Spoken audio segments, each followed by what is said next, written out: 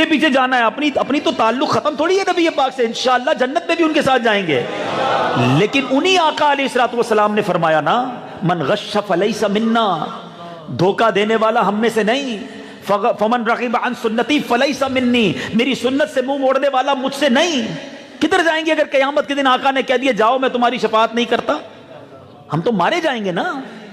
تو ایسی زندگی گزارو کہ جب آقا کا دیدار ہو نا قیامت کے دن تو نبی پاک سینے لگا لیں، آقا فرمائیں یہ آیا میرا غلام، ساری زندگی سنت پر عمل کرتا رہا، لوگ تانے دیتے تھے پھر بھی داڑھی رکھتا تھا، لوگ مذاق اڑاتے تھے پھر بھی دین کا کام کرتا تھا، حرام روزی بڑھ کر آتی تھی اس کے پاس، یہ تھوڑے حلال پر صبر کرتا تھا، حرام پہ ہاتھ نہیں رکھتا تھا، رشوت کا بڑی آفر ہوئی اس کو مگر یہ رشوت حرام سمجھتا تھا، رشوت کو ٹھکرا دیتا تھا، سود کے پیسے کمانے کا موقع ملتا تھا اس کو، میری عشق میں میری سنت کی خاطر یہ سود کو ٹھکرا دیتا تھا، اس کا بھی دل چاہتا تھا بے پردہ عورتیں سامنے آتی تھی کہ میں بھی دیکھ لوں، مگر نبی پاک کی حیا والی آنکھیں یاد آتی، نظر جھکا لیتا تھا۔ دوست کہتے فلمیں ڈرامے دیکھو، گانے باجے سنو، فلاں فلاں پروگرام دیکھو، وہ کہتا نہیں میں نبی کا غلام ہوں، اپنی آنکھیں حرام سے نہیں بھر سکتا، آنکھیں جھکا لیتا تھا۔ دوست میوزک سنتے تھے، گانوں کے کلپ بیچتے تھے، وہ گانے نہیں سنتا تھا، تلاوت قرآن اور نعتیں سنتا تھا۔ ارے ایسی زندگی گزارو نا،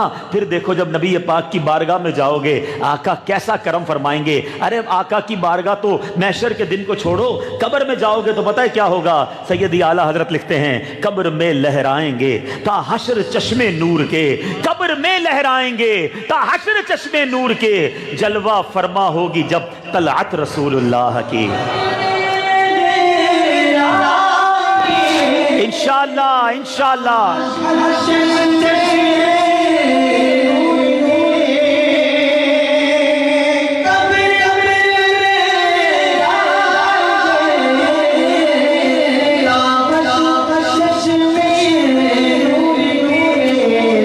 جلوہ فرما ہو، واہ واہ واہ، طلعت رسول اللہ کی جلوہ فرما ہو، طلعت رسول اللہ۔ اب جو ہے کچھ اپنی زندگی میں بدلاؤ لانا ہے، بہت ہو گیا، بہت اللہ کو ناراض کر لیا، بڑی غفلت والی زندگی گزار لی، بڑی گناہوں والی زندگی گزار لی، کب بدلیں گے؟ ہمارے سامنے جنازے اٹھ رہے ہیں، ہمارے سامنے لوگ قبر میں جا رہے ہیں۔ میں یہ باتیں کر رہا ہوں نا تو شیطان پتہ ہے دماغ میں کیا ڈال رہا ہوگا، یار یہ باتیں بہت اچھی کر رہے ہیں، بس میں اگلے رمضان سے جو نا بس اب بدل جاؤں گا، بس ابھی تو شادی ہو جائے، بس اس کے بعد پھر میں نے اللہ اللہ ہی کرنا ہے۔ یہ مولوی صاحب ساری باتیں بڑی اچھی کر رہے ہیں، بس 40-50 کے بعد تو میں نے بھی داڑھی رکھنی ہے اور اللہ اللہ ہی کرنا ہے۔ اللہ کے بندوں، کوئی ہے ایسا؟ اتنے سارے بھائی کھڑے ہیں بیٹھے ہیں جس کے پاس یہ گارنٹی ہو کہ وہ 1 ہفتہ زندہ رہے گا؟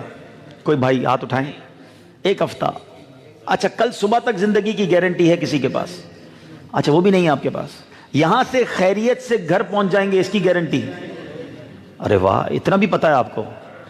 آگاہ اپنی موت سے کوئی بشر نہیں، سامان 100 برس کا ہے، پل کی خبر نہیں۔ بوڑھے ہونے کی بات کرتے ہو، اگلے جمعے سے نماز پڑھوں گا، رمضان سے نماز پڑھوں، بس ایک بار مدینے چلا جاؤں پھر داڑھی رکھ لوں گا۔